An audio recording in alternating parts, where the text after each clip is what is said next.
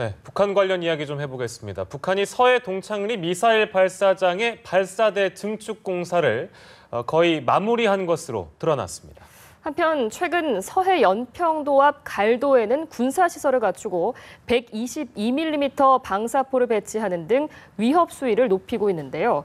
북한이 오는 10월 10일 노동당 창건 70주년을 전후해 도발할 가능성이 있는 것으로 분석도 되고 있습니다. 관련 내용을 전문가 모시고 짚어보겠습니다. 차두현 통일연구원 초청연구위원 나오셨습니다. 어서 오십시오. 안녕하십니까? 네, 안녕하십니까? 동창리 하면 미사일 발사대가 있는 곳으로 뭐 거의 많은 분들이 알고 계시는 장소인데요. 네.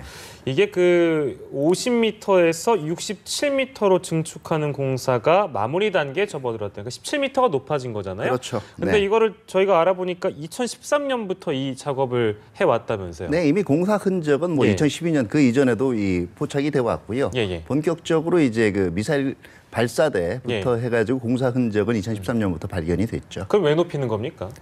일단은 그 기존에요. 이 북한이 이제 장거리 로켓을 예. 발사할 수 있는 기지라는 거는 예. 함경북도 무수단리에 있는 게 유일했어요. 예. 이제 그 동창리에 있게 되면 사실은 뭐 북한은 인공위성 발사용이라 그러지만 예. 인공위성 발사용이랑 장거리 그 미사일 발사 기지는 거의 똑같다고 봐야 됩니다.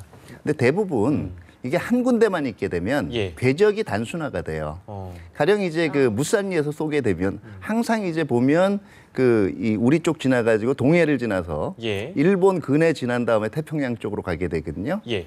근데 이게 막 동창리 기지가 완성이 되게 되면 궤적이 좀 다르게 그려질 수가 있어요. 서해를 지나서. 네. 그다음에 이제 그 남중국해. 그다음에 지난 다음에 태평양 쪽 또는 인도양 방향 쪽으로 예. 궤적이 이제 바뀔 수. 그러니까 일단은 상대방 궤적 탐지도 상당히 어려워지는 거고요. 예. 그다음에 아무래도 이게 유사시에 볼 때는 발사 기지의 역할을 할 경우에는 예. 한 군데 있으면 포착이 되기도 쉽고 예. 또 공격당하게 되겠죠. 예. 그러니까 이제 두 군데 이상 기지를 다양화하는 작업이 있게 되고요. 무엇보다 이제 북한 같은 경우에는 대부분 기존에 있는 장거리 미사일을 가지거나 핵을 가진 국가들 같은 경우에는 예. 기지들이 상대방의 선제 공격에 대비해서 굉장히 여러 군데 분산이 돼 있어요. 네네. 북한은 치명적인 약점이 그동안 한 군데밖에 없었거든요. 이동식 발사대 기술이 있다고 하지만 이거 가지고는 예. 거리가 충분히 나올 만한 그러니까 그렇게 먼 거리를 쏠 수가 없어요. 그 정도 예. 기술력은 아직은 한계가 있고요. 예. 그런 면에서는 이제는 무엇보다 유사시에 미사일 발사 기지로 장거리 미사일 발사 기지로 전용될 수 있는 걸 하나 더 가지게 됐다. 네. 이런 의미가 있다. 그러니까 높이를 높인다는 이유는 지금 말씀하신 건 이제 발사 장소를 달리하는 것은 궤도가 예측 가능한 부분은 어느 정도 좀 더 다른 장소를 좀 더 발전시킴으로써 다양화하겠다 이런 말씀이신데 그렇죠. 17m를 높인 거라는 거는 그 어떤 의미가 있는 사정거리를 아무래도 늘리겠다라는 거죠. 예, 발사 사정거리를 늘리겠다라는 거고 예. 뭐 일부에서 얘기하는 거는 기존보다 한 2배 정도도 뭐 이제 올릴 수 있다라고 얘기를 하는데요. 예. 발사대 길이 그대로 이 로켓 길이가 나오는 건 아니거든요. 예. 그런 걸로 봐서 아마 기존에 발사했던 한 1.5배 정도의 길이의 이제 장거리 로켓도 네. 발사할 수 있는 능력을 갖췄다라고 봐야 되겠죠. 알겠습니다. 그렇다면은 기존에 발사했던 2012년이었죠. 그때 네네. 발사했던 은하 3호가 30m 크기였는데 네네. 말씀대로라면 1.5배 정도를 예상하시는 거죠. 이론적으로는 그렇다라는 얘기죠. 그러니까 뭐 그보다 더 작은 것도 쏠 수가 있고요. 만약에 이제 사거리를 늘리게 되면 대부분 이제 1단 로켓에 있는 연료들을 보다 더 많이 실을 수 있는 그러다 보면 길이가 길어질 수밖에 없거든요. 옆으로 뚱뚱해질 수는 없기 때문에. 예. 그러면은 이제 아까도 말씀드렸지만 이렇게 되면은 길이가 더 길어지면 아무래도 연료가 더 많이 주입이 되고 그러면 더 먼 거리를 날아갈 수가 있겠죠. 그렇다면 그랬을 경우에 사거리는 얼마나 더 길어질 것으로 예측이 가능할까요? 일반적으로 지금 2012년에 발사한 은하 3호를 이걸 미사일로 개조를 할 경우에는 한 18,000에서 10,000까지도 날아갈 수 있을 것이다라고 관측을 했거든요. 예. 그러니까 제가 아까 얘기한 한 1.5배 정도의 크기의 이 3단 로켓을 발사를 한다면은 예. 한 13,000까지도 13,000이라고 얘기하는 거는 이제 어떤 의미냐 하면 결과적으로 미 서부 지역까지는 커버가 되는. 그래요? 이거를 비단 쉽게 얘기하면은 발사대 높이를 17m 높인 건데 이거를 그러니까 우리 한국도 그렇습니다만 미국이 어떻게 바라보고 있을지 좀 궁금하긴 한데요. 네네. 뭐 미국 반응을 저희가 지금 당장 알 수가 없어가지고. 네네. 아무튼 알겠습니다. 그리고 그 은하 3호에서 좀 더 이제 업그레이드한 뭐 은하 3호에 있는 추진체를 따와가지고 어떤 로켓을 좀 발전시킬 수 있는 로켓, 업그레이드한 로켓을 지금 뭐 개발 중이라고 하는데 그 소식은 들은 바가 있으신지요? 네, 지금 그 결과적으로는 그동안 쭉 해오는 게 기존 그 추진체들을 여러 가지 방식인데 기존 추진체의 효율성을 향상시키는 방식도 있고요. 예. 기존 추진체를 조금 더 묶는 거예요. 연료 주입의 그 주입량을 늘리거나 예. 보통 4개 묶었으면 이제 2단으로 8개를 묶는다든가 이런 그러기 때문에 길이가 이제 길어지는 거겠죠.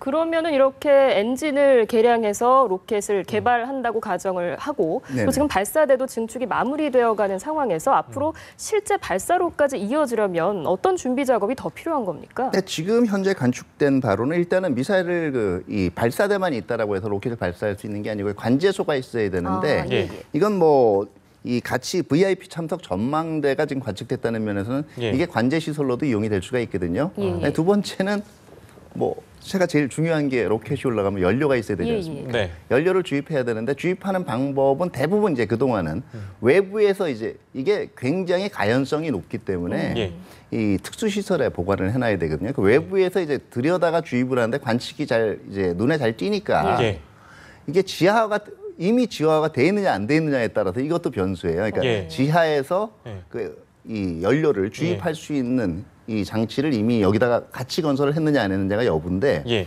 어쨌든 그 연료들 만약에 그게 안 돼 있다면 연료 보관소까지 갇혀 있지 않다면은 밖에서 연료를 주입해야 되니까 이 연료 주입 시설도 있어야 될 거예요. 근데 이제 미사일 조립 시설이라는 건 이미 이 관측 결과에 의하면 같이 지금 지어지는 걸로 생각이 되고요.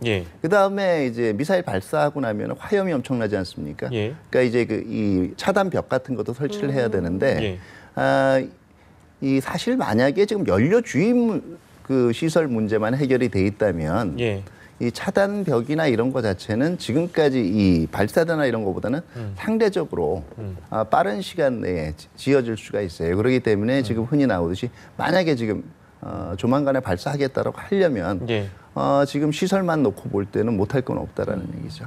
충분히 발사할 수 있는 가능성이 있다. 있다고 봅니다. 알겠습니다.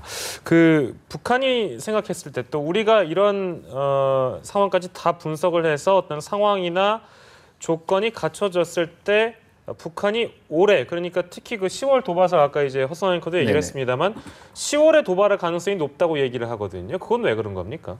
일단은 이제 북한 같은 경우에 북한의 입장에서도 지금 70주년이거든요. 노동당 창건 70주년. 노동당 창건 70주년이기도 하고 북한의 의미에서도 해방 70주년인 거예요. 70주년이고 이 기념비적인 해에 이 김정은의 이제 업적 중에서 가장 크다는 것이 이제 결과적으로 이 평화적인 우주 개발 능력의 완성 이것도 중요하겠지만 제일 큰 거는 핵 보유국이 되면은 이건 뭐 금상첨화인 거예요. 그렇기 때문에 근데 이제 그동안 뭐 우리뿐만 아니라 사실은 중국, 러시아까지도 북한이 핵을 가지는 게 핵 보유국으로 인정 안 하겠다라는 걸 분명히 얘기를 해왔거든요. 그렇다면 이거를 그 인정받는 거 보면 적어도 북한식 사고에서는 더 나은 기술을 보여주면 이제 보유국이 될 수가 있다라는 거겠죠. 그러니까 아마 북한의 입장에서는 이번 달 초에 그 이란 핵협상이 타결되지 않았습니까? 그렇죠. 이거를 이 결과적으로 이란처럼 개방을 해서 이 경제적 실리를 얻어야겠다 이 생각보다는 이란이 핵 능력을 제대로 못 가졌기 때문에 결국 굴복해서 협상을 하게 됐다. 북한식 사고예요. 이런 그렇단 말씀이시죠. 우리는 우리 몸값을 올리기 위해서는 더 이 핵 개발 능력을 확실히 보여줄 필요가 이런 사고를 가질 가능성이 있기 때문에 10월이 이제 노동당 창건 기념일이고요. 그다음에 이제 9월 9일이 정권 창건 기념일이거든요. 물론 이제 노동당 창건 기념일이 70주년으로서 의미가 더 있기 때문에 이걸 활용을 하겠지만 경우에 따라서는 제가 보기에는 장거리 미사일 발사에만 그치는 것이 아니라 4차 핵실험도 같이 충분히. 이번에는 그 가능성이 있다라고 봅니다. 왜냐하면은 보통 2000년대 중후반 이후에 2, 3년 주기로 미사일 로켓 발사나 핵실험을 해왔거든요. 지금 2012년에 은하 3호 실험한 지 3년 지났고요. 그다음에 이 3차 핵실험하고 또 횟수로는 3년, 기간으로는 한 2년 정도 이렇게 되는 거거든요. 그렇기 예. 때문에 충분히 가능성이 있다라고 봐야 되겠죠. 그러니까 10월뿐만 아니라 9월도 좀 주목을 해봐야 하고 장거리 로켓뿐 아니라 핵실험 가능성도 충분히 있다 이렇게 지적을 그렇죠. 해주셨고요. 이제 어느 거에 선후 관계가 먼저일지는 모르겠습니다. 또 그 10월 10일이 말씀하신 대로 노동당 창건 70주년이기 때문에 북한이 대규모 열병식을 준비하는 것으로 지금 파악이 되고 있습니다. 네네. 얼마나 대규모가 될 것 같고 또 그 의미는 어떻게 봐야 될까요? 금년 상반기 보면 이 김일성 생일 때 태양절 때도 그렇고요. 이른바 군 창건 기념일 때도 그렇게 화려하게 군사 퍼레이드는 안 했거든요. 예. 이건 의미가 결과적으로는 뭐 이제 이런 군사 퍼레이드에 대해서 크게 의미를 두지 않는다는 것도 있겠지만 아껴뒀다라는 의미도 생각을 할 수가 있을 것 예. 같아요. 아껴뒀다. 예, 그러니까 상징성이 극대화되는 시기에 한번 능력을 보여주겠다. 그게 이제 바로 얘기한 70주년이라는 노동당 창건 기념일이 될 수가 있겠죠. 그렇기 예, 때문에 이번에는 그렇기 때문에 아까 얘기한 장거리 이 로켓 발사 실험 가능성도 있다라고 봤고 예. 어떻게 보면 이동식 발사대를 이용한 더 먼 사거리의 신종 미사일도 아마 한번 선보일 가능성도 있다라고 생각을 합니다. 지금까지 좀 아껴왔던 그런 규모를 좀 보여줄 것이다. 저희가 어떻게 나오는지 좀 지켜봐야 될 것 같고요. 그렇죠. 다른 얘기를 좀 해보도록 하겠습니다. 네네. 어제 나왔던 뉴스인데요. 연평도 앞에 이제 갈도라고 있는데 저희가 뭐 그림이 있으면 좀 지금 보여주시면 좋을 것 같고요. 네네. 연평도 앞에 갈도라고 있는데 여기에 122mm 방사포를 배치한 정황이 포착됐습니다. 지금 저희가 지금 그림이 나가고 있는데 연평도하고 굉장히 가깝고요. 그러니까 거의 제가 생각했을 때는 그냥 우리 코앞에다가 지금 방사포 배치한 거랑 다를 바 없는 문제인 것 해상에서 같은데. 4km면요. 예. 바로 앞이라고 봐야 돼요. 그러니까 바로 코앞이잖아요. 그리고 거기 이제 우리 뭐 초계함들이나 왔다 갔다 거릴 텐데 지금 그 사이를 심지어 우리 그 배들이 왔다 갔다 할 수 없을 정도만큼의 거리라고 저는 보는데 네네. 122mm 방사포면은 연평도 포격 때 제가 들었던 것 같아요. 그 무기가 맞습니까? 맞습니다. 그게 어떤 무기인지 좀 설명을 해주세요. 이게 이제 한 번에 20분간 예. 로켓포예요. 로켓포. 우리 용어로 치면은 다연장 로켓포입니다. 예. 120mm짜리. 예. 이 20분 안에 40발이 실려 있는데요. 예. 하나에 이제 한 개에 40발이 실려 있는데 20분 안에 이 40발을 전부 발사를 할 수가 있고요. 사정거리가 한 20km 됩니다. 예. 그러니까 이제 지금 이 갈도 바로 예. 갈도에 4.5km, 7km 떨어지는 대연평도뿐만 아니라 예. 그 밑에 소연평도까지 예. 충분히 이제 사정거리에 넣을 수가 있고요. 예. 흔히 지금 얘기하는 게 우리 초계함에 이제 좀 위험이 되지 않겠느냐 얘기를 하는데 그렇죠. 이게 유도탄이 아니거든요. 예. 그러니까 다시 말해 유도 무기가 아니라 예. 그냥 궤적을 그리며 날아가는 로켓 무기고 예. 사실은 이게 다연장포 그다음에 이 방사포 같은 경우에는 고정된 목표물에 대해서는 상당한 위력을 발휘를 합니다. 네. 근데 이제 이동 목표물 이거는 지상 이동 목표물도 그렇게 맞추는 데는 좀 어려움이 있어요. 아, 그래요? 더구나 해상에서 예. 이 속도가 어느 정도 되는 초기함들을 과연 쏠 수 있느냐 이것만 놓고 보면 정말 이게 그렇게 위력적이겠냐 얘기 되는데요. 우리 한번 네. 거꾸로 생각을 해보면요. 예. 그런 일은 절대로 있어서는 안 되겠지만 만약에 북한이 또 한번 모몰하게 돼가지고 전쟁이 벌어지면 예. 일단 우리가 격퇴를 하고 난 다음에 옛날에 인천 상륙작전처럼 예. 어떤 상륙작전 같은 걸 해야 되거든요. 예. 그럼 남포 같은데 이제 상륙작전을 생각을 하게 될 때 예. 저 갈도라는 위치가요. 예. 저기를 거쳐야 돼요. 어차피 거쳐야 지나가야 예. 되는 근데 위치예요. 상륙전을 하게 되면은요. 예. 이게 이 보통 고속정 한두 척이 돌아다니는 게 아니라 상륙정 그다음에 화력 지원정 배들이 일종의 진 형태를 방진을 형성을 하게 빽빽하게 이제 예. 여기에 대해서는 상당한 위협이 될 수가 있어요. 아. 진영 구성 자체가 안 되는 겁니다. 그러니까 예. 평소보다는 사실은 유사시에 더 될 수가 있고 제가 보기에는 오히려 예. 이 122mm 방사포라는 것 자체, 그 갈도가 위치가요. 예. 정확하게 북한이 기존에 얘기한 그 NLL보다 훨씬 아래쪽에 내려간 예. 서해 경비 개선 안에 있는 거거든요. 예. 그리고 이 지역에 특히 연평도 포격 이후에 긴장이 고조되고 있는 이 지역에 새로운 정규 무기를 배치를 했다는 것 자체가 예. 앞으로 계속적으로 이제 이 서해 북방한계에서는 NLL 문제를 예. 분쟁 지역화하겠다라는 의지의 표현으로 봐야 될 겁니다. 그렇다면 말씀하신 것처럼 그 방사포 자체는 유도 무기가 아니기 때문에 평시에는 그렇게 큰 위력을 발휘하지 않을 수는 있겠지만 네. 그 상징성에 대해서 우리가 좀 주목을 해봐야 한다. 그렇죠. 이렇게 이해할 네. 수 있겠죠. 예, 그리고 이제 이 맞출 확률이 낮다라는 거지 예. 안 맞는다는 얘기는 아니거든요. 그렇기 그렇죠. 때문에 아무래도 그 위축될 수밖에는 좀 없어요. 그렇다면 어떤 우리 군의 뭐 초계 방식이라던가 대비 계획에 있어서 좀 변화가 불가피한 거 아니겠습니까? 아, 그렇죠. 이제 지금 뭐 우리 같은 경우에도 그동안 이제 연평도에 있는 방어 시설들 같은 거에는 굉장히 예. 이 공을 들여 왔고요. 예. 그렇기 때문에 이제는 뭐 웬만큼 이 방사포 이런 공격이 있더라도 충분히 예. 이거 자체를 지금 이 방어할 수 있는 예. 능력들은 확보가 돼 있고요. 뭐 경우에 따라서는 사실은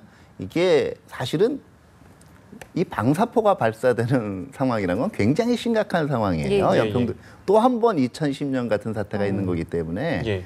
그때는 뭐 여러 차례 걸쳐서 얘기를 해왔지만은 네. 육해공군의 모든 수단이 이제 강구가 될 거고 네. 공격 원점지 자체도 뭐 타격을 할 준비가 돼 있다라고 얘기를 했기 때문에 네. 사실은 과연 이런 앞으로는 시나리오가 예. 갈도에서 어떤 발사가 됐을 때 어떤 예. 대응을 해나가야 되는 이런 거는 이제 보다 발전이 될 필요는 있겠지만 네. 예. 무기 자체는 우리도 어느 정도 이제 능력은 충분히 갖추고 있다라고 봐요. 우리 군의 대비 태세 또한 그에 못지않게 잘 갖추고 있다라는 말씀이신데, 그렇죠. 그래서 언급되는 그 우리 군의 무기라는 것이 그 서북도서에 배치한 스파이크 미사일이 네, 지금 그렇죠. 언급이 되고 있습니다. 네네. 그 무기는 어떤 무기고 이걸로 충분한 건지도 궁금하네요. 이거는 말 그대로 이제 유도 무기고요. 예. 똑같이 사거리가 이제 20여 킬로미터가 되거든요. 그렇기 예. 때문에 사실은 방사포에 대한 대응 능력뿐만 아니라 예. 이제 이 북한의 함정이라든가 여기에 대해서도 응용이 가능한 무기들이에요. 예. 그렇기 때문에 정확성 면에서는 오히려 120mm 방사포보다는 훨씬 뛰어나다고. 다만 제가 말씀드린 건 이거예요. 군사적으로 지금 부딪히는 상황을 생각하는 것보다는 예.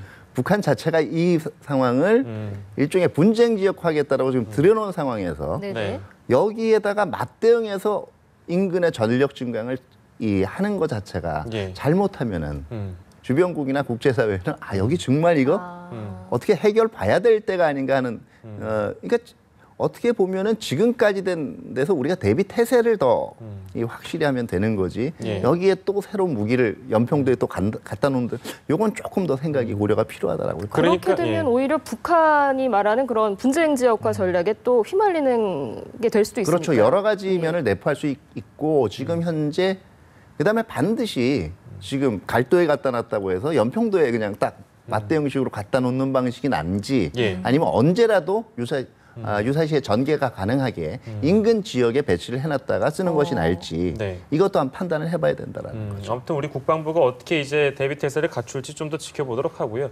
그 방위 이런 것들은 어쨌든 최악의 상황을 고려하는 게 가장 중요한 거 아니겠습니까? 그렇죠. 예. 저희가 좀 더 지켜봐고요. 오늘 말씀은 여기까지 듣도록 하겠습니다. 지금까지 차두현 통일연구원 초청연구위원이었습니다. 박사님 고맙습니다. 네, 감사합니다.